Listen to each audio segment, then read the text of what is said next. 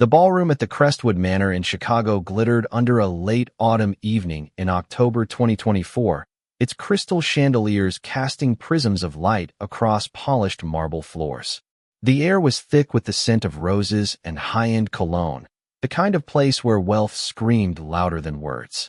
At the edge of the room, Clara Monroe sat in her wheelchair, her posture rigid, her hands folded in her lap like a shield. She was a tech titan once, a name that echoed through Silicon Valley, but now, to the crowd swirling around her, she was just a shadow of her former self, a curiosity in a custom navy silk dress that hugged her frame like a quiet rebellion. No makeup, no jewelry, just her dark hair swept into a simple braid, and those piercing green eyes that missed nothing. Clara had come for her old friend, Sarah, the bride, whose laughter floated above the music as she twirled in her ivory gown. They'd been inseparable in college, burning the midnight oil in their dorm, dreaming of futures bigger than the stars. That promise had brought Clara here tonight, despite the weight of every stare, every whisper that cut deeper than she'd ever admit. The room buzzed with Chicago's elite bankers, influencers, each one louder than the last, their egos as oversized as their trust funds. A woman in a glittering gold dress, her lipstick sharp as a blade, leaned toward her date, a man with a slick-back man bun and a Rolex that screamed new money. She used to be somebody, didn't she? The woman murmured, not bothering to lower her voice. Now she's just there, like a prop nobody asked for. Her date smirked, adjusting his cufflinks. What's the point of all that brainpower if you're stuck in a chair? Might as well fade away. Clara's fingers tightened on the armrests, her knuckles paling, but her face stayed smooth, unreadable. She'd heard it all before in boardrooms, at galas, even in coffee shops when she dared to venture out. Her eyes drifted to the dance floor, where couples moved like they'd never known a moment of struggle, their bodies swaying to a string quartet's soft waltz. A waiter, his tray wobbling with champagne flutes, paused near her, glancing at her chair before whispering to a guest in a velvet shawl. Bet she's only here because Sarah felt sorry for her. Doesn't exactly scream party guest, does it? The woman laughed, her voice like shattering crystal. Poor thing. Probably thinks she's still relevant. Clara's lips pressed into a thin line. She reached for her water glass, her hand steady, but the rim clinked against her teeth, a tiny crack in her armor. She set it down, her gaze flicking to Sarah, who was laughing with her new husband, oblivious to the venom circling her friend. Clara had sworn she'd be here, no matter how much it stung. She wouldn't break that vow. But the whispers kept coming, relentless. A man in a charcoal suit, his face flushed from too much bourbon, muttered to his date, a woman with a spray tan and a diamond choker. Why even show up? That dress looks like it's from a thrift store. Does she think she's still one of us? His date tossed her head, her earrings catching the light. Maybe she's hoping for a pity invite to the next big thing. Sad, really. Clara's chest tightened, her breath shallow, like the air was being squeezed out of her. She adjusted her shawl, slow and deliberate, as if she could brush off their words like dust. She wasn't here to prove anything to them. She was here for Sarah, for the nights they'd spent plotting world domination over cheap pizza. That was worth this. But then a group of younger guests, their phones out, snapping selfies with the dance floor behind them, turned their lenses on her. A girl in a sequined crop top giggled, her voice sharp. Is that Clara Monroe? I saw her on some tech list ages ago. Guess she's not exactly slaying now. Her friend zoomed in, smirking. Should we post this? Caption it has been CEO or something? Clara's fingers curled into her shawl, her nails snagging the fabric. She tilted her head, meeting the girl's eyes. You finished? She asked, her voice low, cutting. The group froze, their laughter choking off, and they shuffled away, phones lowered. Another voice sliced through, colder, dripping with false pity. A woman in her 60s, her face taut from too many surgeries, her neck glittering with emeralds, tilted her head toward Clara. Such a shame, she said to her companion, a man with a silver beard and a smirk that screamed old money. She was supposed to be the next big thing. Now she's just this. The man nodded. What's the point of being a CEO if you can't even cross a room? A few nearby guests chuckled, their laughter jagged, like broken glass. Clara's hands stilled. She lifted her chin, her gaze locking onto the woman's for a split second. The woman flinched, looking away, but the damage was done. The room felt smaller, the air heavy with judgment. Clara's fingers brushed her phone, tucked in the small bag hanging from her chair. The screen lit up, unprompted, showing a photo from years ago, her and David, her fiancé, on a pier at dusk, the wind tangling their hair. He was laughing, his arms slung around her, his eyes crinkled with joy. That was before the crash, before the screech of tires and the world spinning into darkness. She swiped the photo away, her face blank, but her thumb lingered on the screen's edge, tracing a memory heavier than her chair. She tucked the phone away, sealing it like a vault. Then, from across the room, a man in a slightly rumpled blazer, his voice loud and performative, gestured toward her. I met her once at a tech summit. She was unstoppable back then. Now, just a tragedy. His friend, a woman with a sleek pixie cut and a sapphire bracelet, sighed theatrically. It's almost cruel, her being here. Doesn't she know people are watching? Clara's jaw tightened, her fingers smoothing her dress. She caught Sarah's eye across the room, a brief flicker of warmth. Sarah smiled, small but genuine, like she was saying, I'm glad you're here. Clara nodded back, her shoulders easing just a fraction. And then, a voice broke through, warm and steady, like sunlight cutting through fog. Care to be my dance partner tonight? Clara's head snapped up. A man stood there, late 30s, his dark hair a little messy, his shirt wrinkled like he'd been fighting his tie all night. Nathan Carter. She didn't know his name yet, but his eyes were kind, not pitying, just real, like he saw her, not the chair. Her lips parted, caught off guard. I can't dance, she said, her voice sharp, almost biting. I'm paralyzed. Nathan didn't flinch. He grinned, easy, like she'd just mentioned the weather. Never said my dance partner had to stand. The room seemed to pause. A woman nearby, her blonde hair piled high, let out a sharp laugh. Ridiculous, she scoffed, her voice thick with disdain. Who asked someone in a wheelchair to dance? What's he trying to prove? A man next to her, his face red from whiskey, shrugged. Probably wants to play hero for the crowd. Pathetic. Their words stung, quick and sharp, but Clara's eyes stayed on Nathan, searching for the catch, the pity she was sure was there. He crouched down, his face level with hers. What do you say? He asked, his voice softer now, like the music in the crowd had faded away. Before Clara could respond, a tiny figure darted forward, a girl, maybe 4, with unruly curls and a bright pink dress. I'm Lily, she announced, her voice serious, like she was meeting royalty. If you don't want to dance with Daddy, you can dance with me. Clara froze, her breath catching. Lily's hand was warm, sticky with candy, her eyes shining like she was offering a treasure. Clara's lips twitched, almost a smile, but she held it back. I don't know how to dance with you either, she said, her voice softer now, less guarded. A couple at a nearby table, dressed in matching burgundy outfits, exchanged a glance. The woman whispered, her lips tight. This is just embarrassing. She's letting a kid make a fool of her. Her husband nodded, his voice low but sharp. And that guy? Thinks he's some knight in shining armor to a washed-up CEO. Clara's fingers tightened on Lily's hand, not enough to hurt, just enough to anchor herself. She looked at Lily, who was still holding her hand high, oblivious to the cruelty around them. Show me how you spin, Clara said, her voice steady but warm.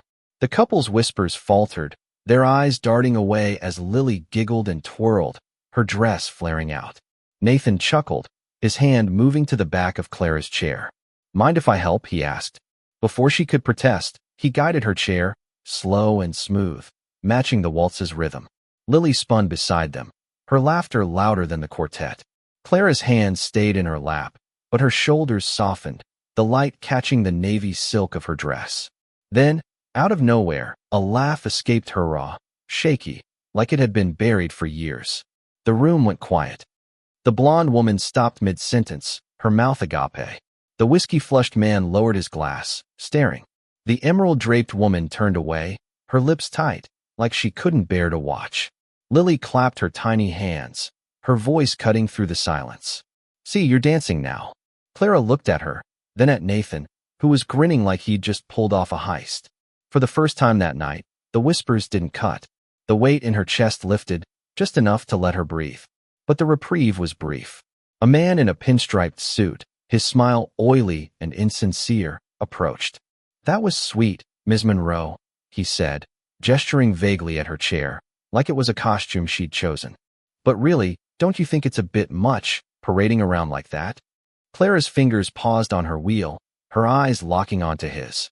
"Parading," she said, her voice calm but sharp enough to slice. "I was invited." "Were you?"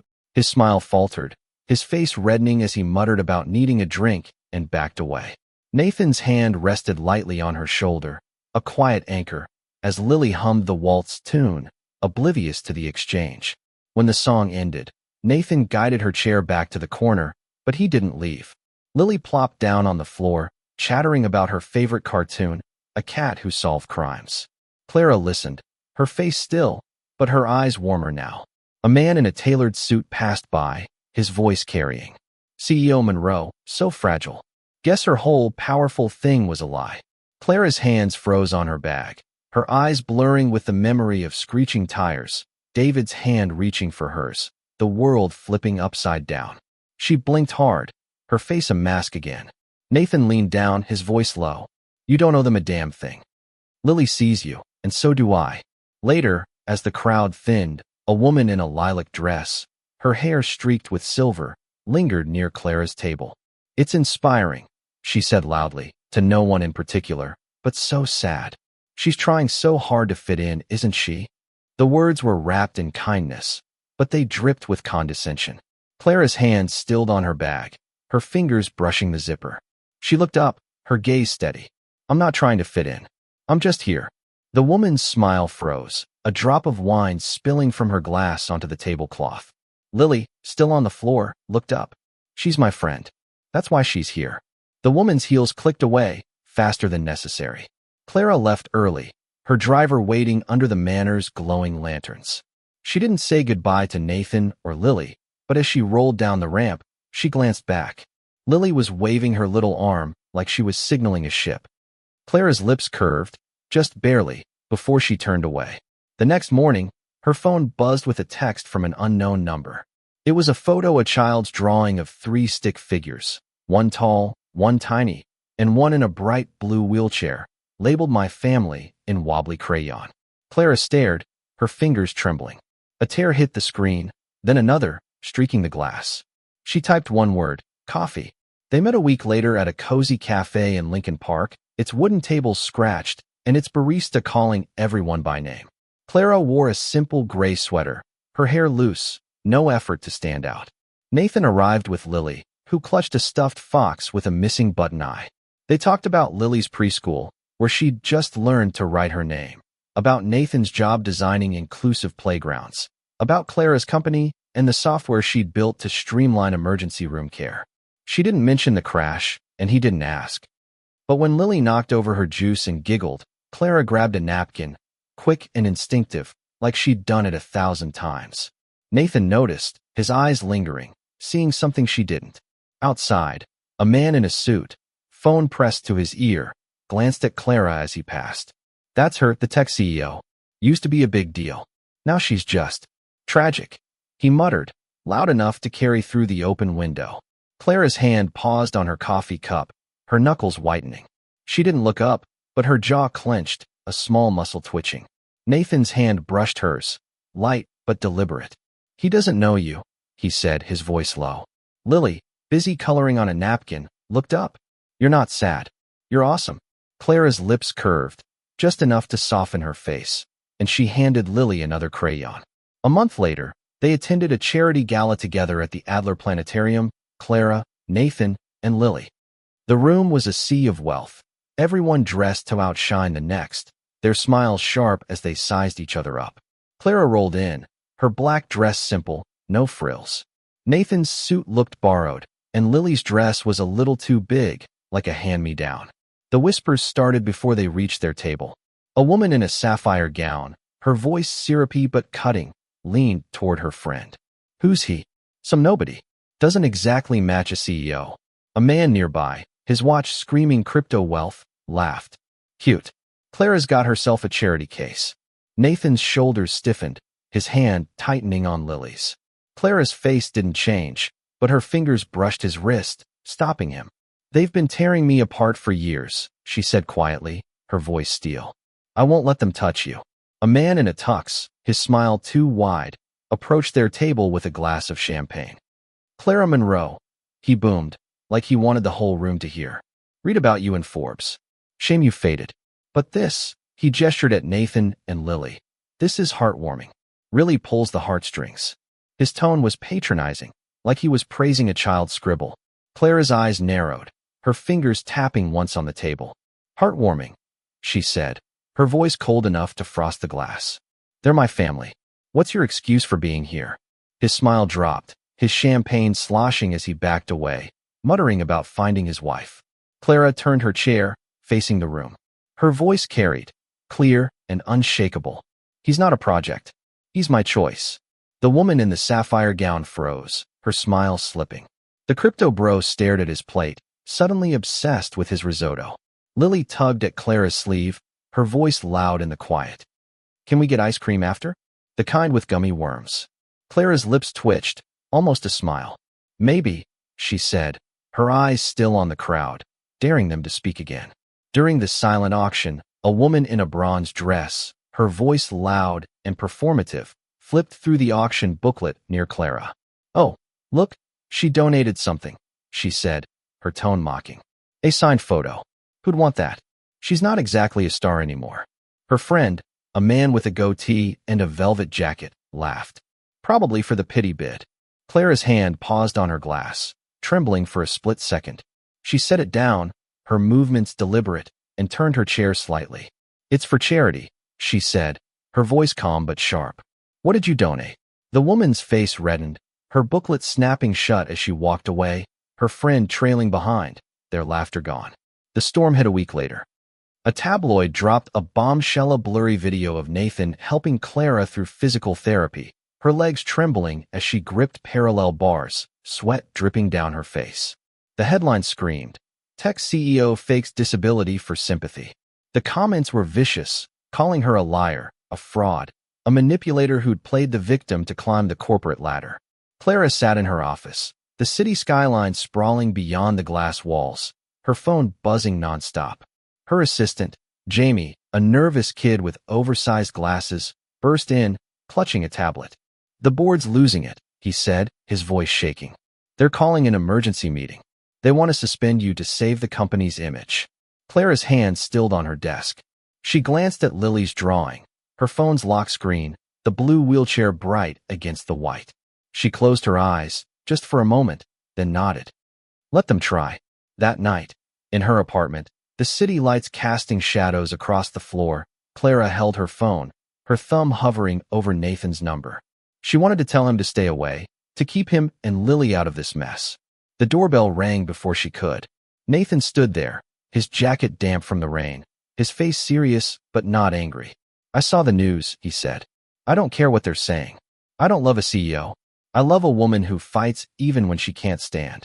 Clara's breath hitched, her hands twisting in her lap. "I've dragged you and Lily into this," she whispered. Nathan crouched in front of her, his hands gentle on hers. "The only danger is you giving up on yourself." The next morning, Clara found a crumpled note under her door, written in Lily's shaky scrawl, "You're my hero." Attached was a new drawing Clara standing, holding hands with Lily and Nathan, a bright sun overhead. Clara's fingers traced the lines, her eyes stinging. She folded it carefully, tucking it into her bag like a lifeline. At the board meeting, she rolled in, her posture straight, her face unreadable. The room was tense, the board members shifting uncomfortably. Before they could speak, she slid the drawing across the table. "This is why I keep going," she said, her voice steady. "Not for you. For her." The room went quiet, their arguments unspoken. Lily burst in, her sneakers squeaking, clutching a new drawing, 3 stick figures, no wheelchair this time. "You'll walk with us, right?" she asked, her voice small, trembling. Clara's eyes filled, her throat tight. She nodded, tears spilling. "Yes," she said, her voice breaking. "I will." The next day, she faced the board again. She didn't plead or explain. She laid out the numbers, her company's growth, the contracts she'd secured, the lives her tech had saved. When a board member, a man with a comb-over and a gravelly voice, tried to interrupt. She raised a hand. "You can suspend me," she said, her voice calm but lethal. "But you can't erase what I've built." The room fell silent. They didn't suspend her. Days later, at a community event in Hyde Park, where Nathan unveiled a new inclusive playground, a reporter cornered Clara, her microphone too close, her question sharp. "Ms. Monroe, how do you respond to claims you're exploiting your disability for attention?" The crowd hushed, eyes on Clara.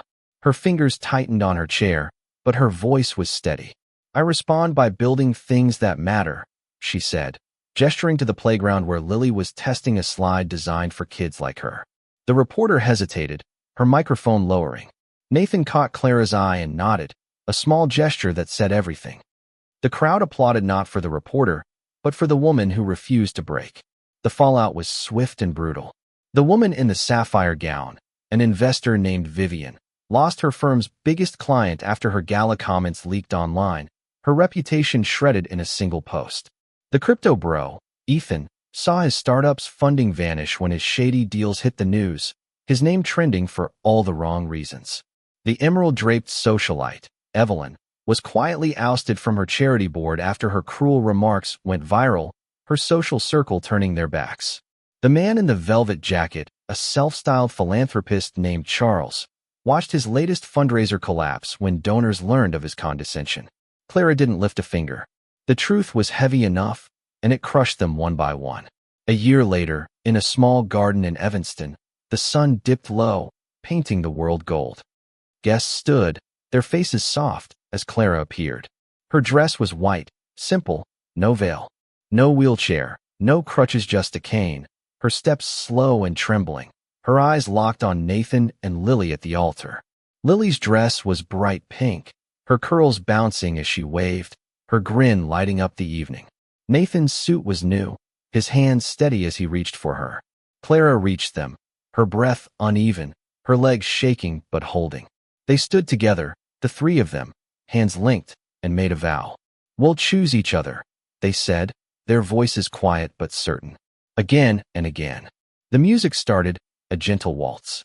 Nathan's arm slid around Clara's waist, steadying her. They moved together, not smooth, not perfect, but real. Lily twirled beside them, her laughter ringing out, her hands waving like she was conducting the stars. The guests watched, some wiping tears, others smiling like they'd witnessed a miracle. Lily leaned in, her voice a loud whisper. "See, I told you she could dance." This isn't just Clara's story. It's for anyone who's been judged, pushed aside, told they don't belong. It's for the moments you stand tall, even when your legs shake, even when the world's watching. So, tell me, what's the cruelest thing you've heard that made you want to prove them wrong? Have you ever faced a moment where you had to choose between hiding or fighting back? And what do you think, did Clara owe those people an explanation? Or was her silence her loudest weapon? Drop your thoughts below, hit that like button, and subscribe to keep walking through stories of heartbreak, defiance, and healing with me.